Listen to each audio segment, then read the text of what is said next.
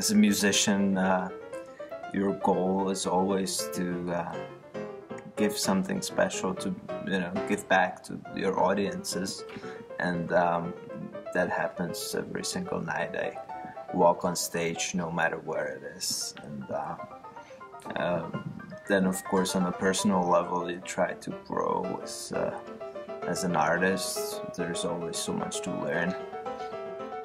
So at this point I don't really have any specific goals, like places where I would like to play or orchestras I would like to play with, but it's more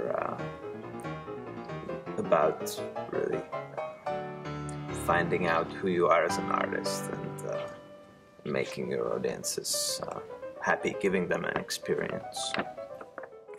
My parents are both piano teachers, so where I grew up there was always music, and they were my first teachers. It was quite fun, the first few years I didn't study any theory. I didn't even know how to read the scores, so the first few years was just a fun game, but then obviously it became harder and harder, but it was always part of my life, and I pretty much knew that that was something I was going to do for a living, and I enjoyed doing it. And yeah, I mean, everything happened really early in my life, so there wasn't much time to really think about what I was going to do. Well, I mean, you always wonder what would have been. I suppose, at some point I wanted to experience what my other classmates or friends were experiencing, just a normal childhood, but I choose to look at it the other way around. This job and music brought me so many beautiful things and experiences. I got to travel the world, meet many wonderful people, so overall the experience was great, and I think it wouldn't be right to think of regrets. I actually feel quite lucky. Always try to find some spare time, and I believe I'm just like any other young person. I like to follow sports and go to movies, and I honestly don't think I have any special hobbies or interests. There's always music, and that is something that requires a lot of concentration, and it's sometimes mentally demanding, so in my spare time I try to do something, not too serious, just have fun. I first met Master Ashkenazi when I was 14. At that time he was the music director of Czech Philharmonic in Prague, and I was lucky to play for him, and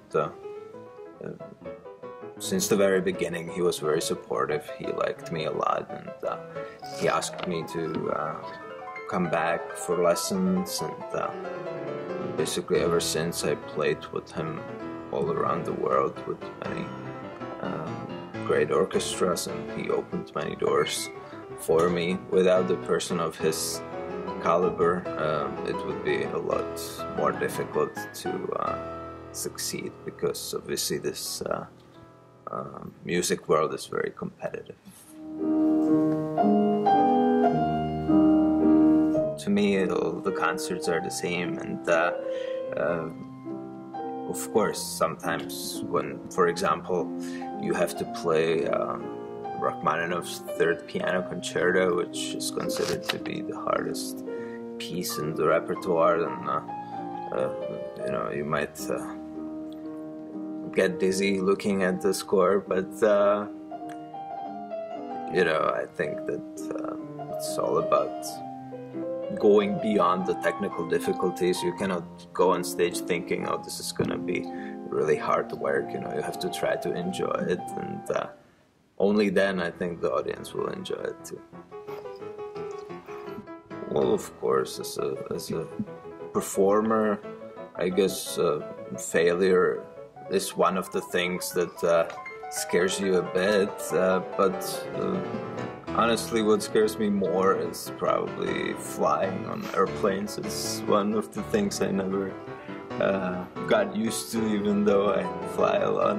But I always feel uncomfortable. And you have to fly a lot because you have to play all over the world. Exactly, yeah. So that's pretty unfortunate. I think to me, once the plane lands, then it's all good. You know, I don't even worry about the concerts. So, and what I care about, well, you know, just like any other person, I think as long as you're healthy and you know, happy in your personal life, then everything else comes along. And music is a beautiful thing, but it shouldn't be the #1 priority, you know. And so I try to enjoy it while it lasts. But you know, I just want to live a happy and balanced life.